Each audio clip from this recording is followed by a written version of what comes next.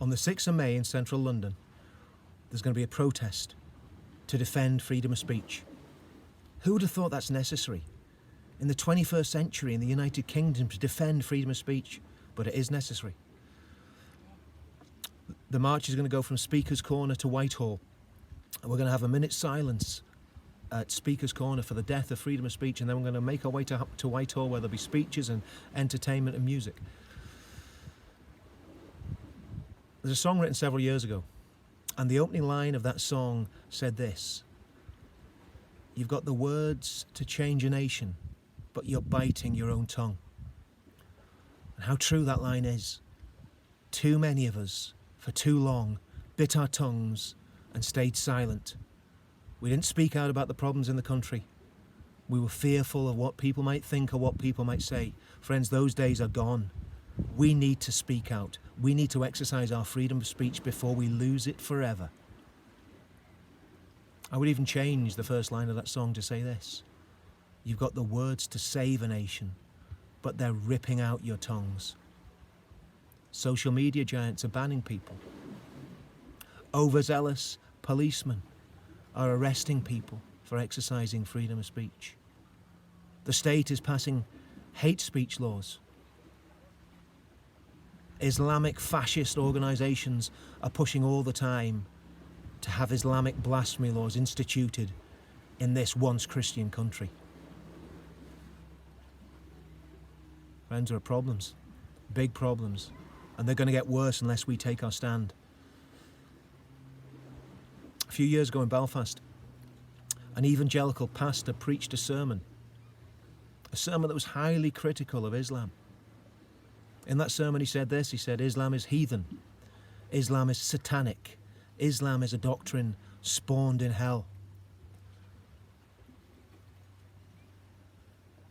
A leader of the Muslim community in Belfast, who said that Mosul was the most peaceful city on earth, put a complaint into the police about that pastor's sermon. The pastor was arrested, he was charged, he was taken to court, he faced 6 months in prison. That pastor was 78 years old. He was suffering from cancer, his wife was suffering from dementia, but they prosecuted him anyway. Thankfully, sanity prevailed and he was found not guilty. He never backed down. The pastor never said sorry. He never apologised. He didn't take his words back. He stood by his principle, and he was willing as an old, infirm man to go to prison for what he believed in. Friends, that's the way we should be. That's why we need to stand on the 6th of May. We need to stand at Whitehall. We need to stand at Speaker's Corner and resist the fascists who are trying to take away our freedoms.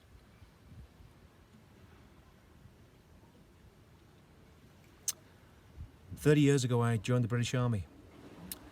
And when I joined the British Army, I joined to defend this great nation. And I joined to defend this great nation's freedoms. Freedom of speech, freedom of religion, freedom and liberty of conscience. I didn't think for a minute that 30 years later I would be standing, protesting,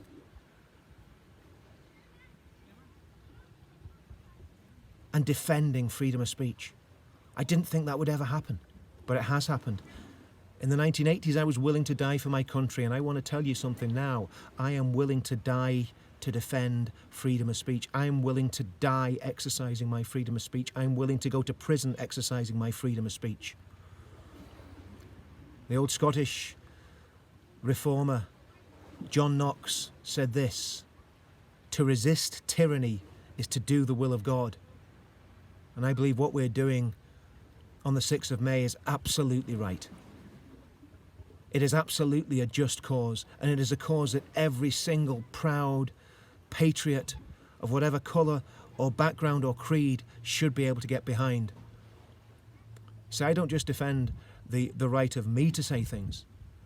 I defend the right of every Muslim in this country to say whatever he wants. I defend the right of even Amjad Chowdhury to say some of his vile things, as long as he doesn't incite violence or murder. Freedom of speech must be defended. Freedom of speech must be protected. And like the old reformer Martin Luther, we should say this: "Here we stand, we can do no other." And I'll add to that: we will not be silenced. And if you join us on the 6th of May, you'll be doing your patriotic duty. This is our time to stand. It's our time to fight. Will you stand with us on the 6th of May? Join us at Speaker's Corner at 13:30. 1:30, Speaker's Corner, Veterans Against Terrorism. DFLA will be marching to meet with Tommy Robinson and his colleagues at Whitehall. Will you come with us? How could you not?